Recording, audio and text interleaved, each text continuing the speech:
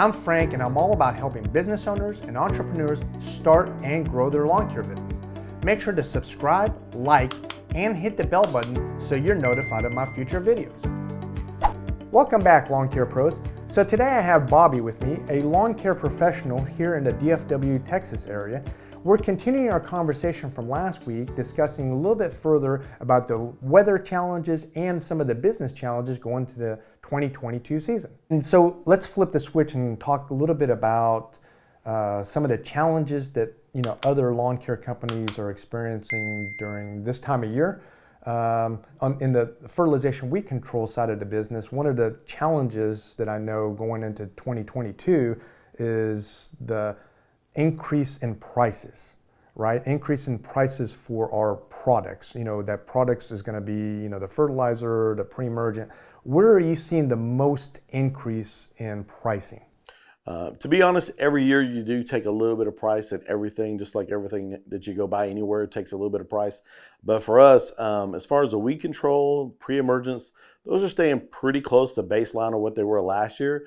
But any kind of fertilizer that we're putting out, I'm seeing huge increases, almost doubling in cost from what it was the year prior. So it is pretty alarming on the fertilizer side what the increase in cost has been. Yeah, and so, obviously the fertilizer has just, skyrocketed. What about some of the liquid that you guys use and even granular that you might use from time to time on the pre-emergent side? Have you seen a substantial or a little bit increase, or tell me a little bit about that? It's been very nominal on the pre-emergent. We use granular and liquid. We have both applications that we use for different times of year depending on what's going on. It's more weather related for us. If it's too windy, we're using a granular. Cold weather, we're using a granular. If the weather's right to where we can spray, we're going to spray the pre-emergent. But those items, I'm not seeing hardly any cost increase at all. I mean, it's pennies on the application, which is not much at all, or pennies on the cost of the product versus the fertilizer, which is just astronomical increases. Yeah, and the price for the fertilizer, there's so many different factors with that. Urea and the nitrogen side of the chemical, nitrogen, phosphorus, and potassium, I think. So I know nitrogen's like really skyrocketed. And when you talk to the distributors and such, and they really don't know when that price is going to come down, right? So I know one of the strategies is to really try to buy in bulk. Is that something you guys have done, or have you kind of figured out or believe that prices will eventually adjust, and really maybe there's not a need to increase your inventory to the point where you're in a panic mode, right?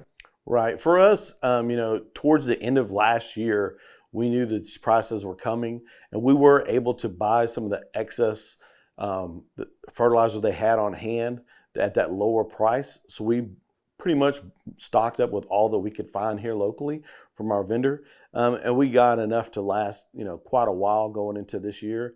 But kind of what we do is we really analyze every application.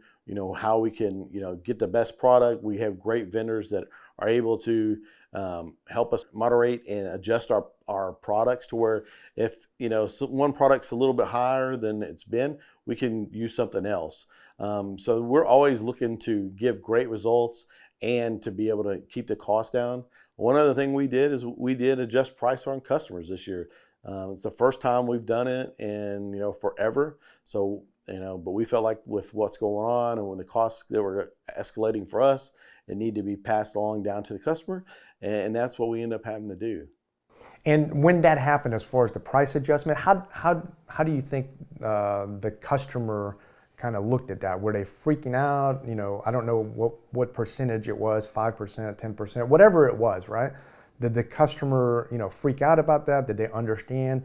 And we can talk a little bit about maybe an evidence whether they freaked out or not by how was your retention, right? So our retention going from last year was we had a 10% loss. So we lost about 10% of our customers. That's one of our best years ever. We had a really great job last year, I believe. Our technicians did a great job. I think we had really good results. We had also kind of made some adjustments to our program. We went from doing 8 applications to doing 9 throughout the year, and we saw really good results. We kind of also changed our direction on how we were doing new customers. We used to do new customers, say if they got in after we had completed the first round or two. A lot of times in the years prior, we'd skip that first round or two. Now we kind of like just pushed it in to where they were still getting that 9 throughout the year, as long as we could get 9 visits in the year. And we were seeing really good results because we were going to visit that new customer instead of every 5 to 6 weeks. We were kind of playing catch up, and they had the weeds, so they needed the service. So we're coming out, hit them when they first got started, back again in 3 weeks to get more weed control down, and we were seeing really quick improvement on those lawns. Customers are like, wow, you guys are doing great. Never had anybody that's come in and got stuff taken care of this quickly. So I think that those changes to our applications really worked in a benefit for us for this last year, and I think it helped us to keep more customers than retention that we had in the past. As far as how many customers do we lose once we did our increase, we really expected in our minds. We thought, oh, this is going to be a battle. Every customer is going to complain. They're all going to be mad. And it was maybe a handful. I mean, there was maybe 5 or 6 people that were just like, oh my gosh, I can't believe you're raising prices. The economy's so tough and things are going on and people are losing jobs and the sky's falling. But everything costs more. Everything you go buy gas is more. Our employees want to make more. People we're trying to hire want to get paid more than what we were paid in the past. So everything's costing more. So you've got to pass that along to the customer, because that's the only way a business can stay in business. Is we've got to make money. We're not a non-profit business. Did a lot of work ahead of time, being prepared with what we were going to tell the customers. We role played with our employees. I'm going to be a difficult customer. You're going to tell me about the increase, and I'm going to say, oh my gosh, and you're going to tell me, how are you going to bring me back down to earth and let me understand that, yes, it's an increase, but it's only $1.75 per application more, or it's $3 per application more. Don't you feel like $20 more for the year is worth the job that we do? And then people were kind of talked down off the ledge, and we were able to, save a lot of people that if you just said, hey, okay, you don't like the fact that we're charging more, you can go away, we would have lost them. But our employees in the office did a really good job of communicating to the guests the why we did what we did, and how does it really affect you? I mean, realistically, if you're getting a great product and it goes up, pennies on the dollar, it's still worth it to you. You're going to, if you're getting the results, you're going to be happy, and you're going to be willing to pay that little bit extra. Yeah, so from what I'm hearing, the customers didn't freak out, right? The customers weren't blown away with, the 5% increase. And on top of that, not only did you just do a 5% increase, you went from 8 services to 9, right? And you had the best retention rate you've had. And just to give our audience kind of a perspective of what to expect if you're in the fertilization weed control side of the business, some of the bigger companies are losing 18 to 25%. So it's a really good thing to be under 15%. If you're hitting 15%, and I'll give you an example, if you've got like 1,000 customers, right, and you lose 150 customers going into next year, that's 15%, right? So you went in at 1,000 and you came out at 850, and then now you're going to ramp up and get another 400, 500 accounts going into next year. So, kudos to you that, you guys did such a wonderful job when it came to, being able to get the price increase, getting an additional application, and keeping the customers, right? That's a really impressive feat. How do you think that's going to play out into next year? It's all these little things that you've done, right? How do you think that's going to play into next year, combating this price increase for the fertilizer? I think it's going to help all the way around, because not every application is an application of fertilizer. And when we're seeing the biggest increase in cost being only on those fertilizer applications, the other parts are going to make up with bigger, more profitable applications.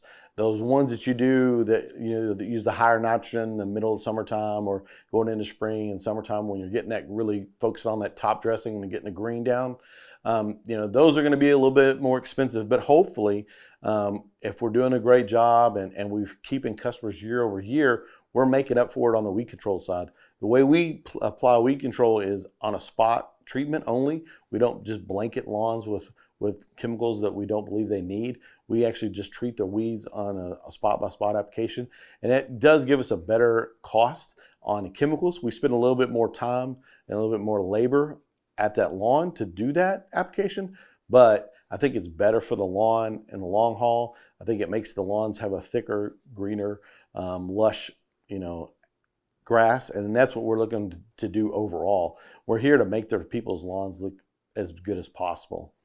I just thought of something and I wanted to go back to it. Is one of the things that, stood out when you were, talking through about the price increase and everything was the fact that you guys role played, right? Role played the whole conversation of we're going to increase the price, right? I'm fixing to call Mrs. Jones and we're going to role play this, before we call Mrs. Jones. And, if they give me resistance, what am I going to say? How do I justify it, right?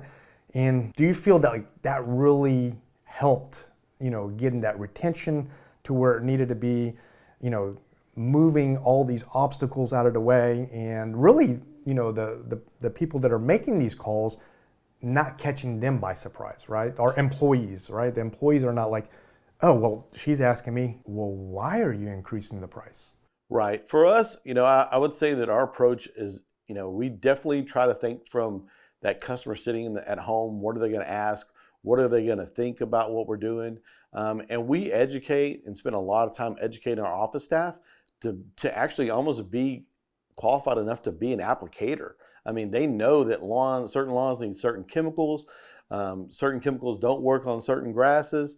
And when we go through those role play situations, they have a good understanding of what the customer is going to ask. And it's just like when you go buy a car. If you go buy a car and you ask the salesman, what kind of motor is that guy? They go, I don't know, let me check. What's the warranty on that? I don't know, let me check. Has it got, power windows, power steering? Let me check. Well, I could check all that myself as a customer. I'm going to you because you're supposed to be the expert at selling to me. And that's what we really try to emphasize to our staff is that you need to be the expert about what we do because they are really kind of the voice of what we do. A lot of our technicians are at people's homes, the people are off at work. They don't even talk to us. The most conversation they get is with our office staff. So we need our office staff to be educated on what we do and how we do it so they can, give great information back to that customer.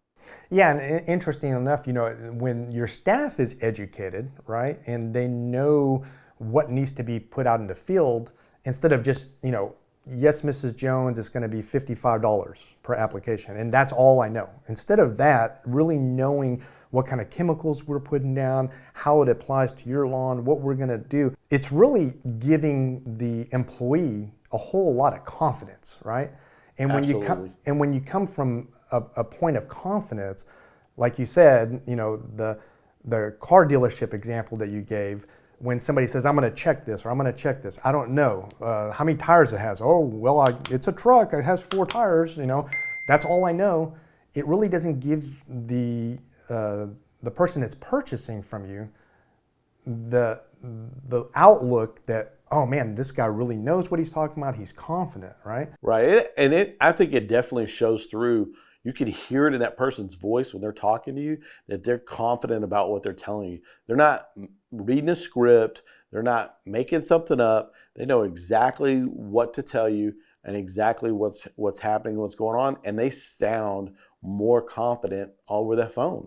And they are more confident. They can handle those conversations because they're qualified and they have the education to know what's going on. And it makes them feel confident to make that call. I mean, there's nothing worse than just doing a cold call of any kind. But could you imagine doing answering a phone and not having any idea what somebody's going to ask, and they asking you all kinds of questions about chemicals that you don't know anything about? That's a scary thought. We like our people to know a lot of what's going on and understand the education before they get there and start dealing with the customer, because they're representing us as soon as they pick up the phone. And that goes back to training, right? Absolutely. You can't train enough. And so let me ask you, so, like you guys decided you're going to increase the prices, right? And tell me how that would have looked, right? If, you went through 10 customers and you had a lot of rejection and maybe you had several customers out of that 10 drop off, would you have, reevaluated? Do you guys just blast everybody and say, hey, our X number of customers, we're just going to increase our prices? Do you guys just blast everyone at once, or do you do a sampling? Because that's kind of what I recommend, right? Like in one of the videos, I recommend if you're going to, increase your prices, that you take a sampling, right? Whether that's 10, 15, 20, and see what the outlook looks like. Did I lose 1%, 10%, 5%, and then go to the next sampling and do the next 10, 20. And then now you feel confident, okay, I've done 100 of these and I've lost, 8 or 10 people. So I'm at 8, 10%. I feel confident that this is going to play out the same way when I go to 1,000, when I go to 2,000, when I go to the 10,000. I'm calling or I'm reaching out to 10,000 customers or whatever that number is, and I feel confident. Is that kind of your strategy? Sure, that was our process going into it. For us, we have a lot of customers, a good percentage, I'd say about 20% of our customers that are prepaid. So they prepay in, say, November, December for the following January through December, the whole year. Up front, we give them a little bit of a discount for them prepaying. And what we did is we just set off, okay, this is all the people we're going to call. We're going to call these 300 people, and we just put it into groups of like 20. So we did 20 and told them, hey, we're raising the prices our 5%, and let's see how those 20 conversations go. So we did those 20 conversations after we'd already role played and everything. The office staff was comfortable with the conversation of how it was going to go, and then we just talked about it afterwards. Hey, was there something they asked you that we didn't talk about? Was there something they brought up that we hadn't thought about? What kind of challenges did you have over the phone, or was it really easy? And to be honest, the first 20, it was like, no problem. Yeah, I want to prepay. I'm happy with my service. Oh, that's a small increase. Let's go ahead and go for it. So after we got the first, I'd say the first 25% of that group done, we were very confident that we had made the right amount. We probably could have done more, but we felt like it was a fair amount. And kind of our strategy moving forward is we're probably going to do, we had talked about maybe doing a 10% this year and then skip it next year. And then maybe we do 4% the year after that. And I think that we'd be better by doing, 5% this year, maybe 3% the next year, 3% the next year, or maybe even 2%. But always have some kind of small little increase so they just understand. It's just like when you buy a Coke.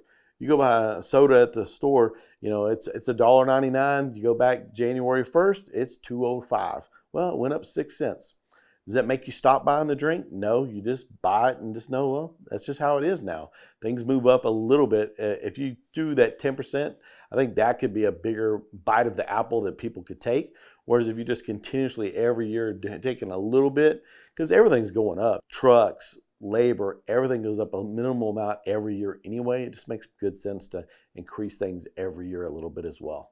That's a real good point. I know when I get coffee, I go to the same place, and it's, I won't mention where, but it's like 6 cents, and then a month or two later, it's 6 cents. I'm waiting to the point where I'm paying like $100 for a cup of coffee.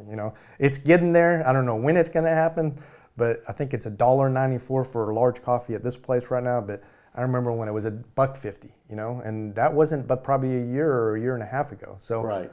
They know what to do, and they're paying their employees more, like you said. All the other different costs go up, right?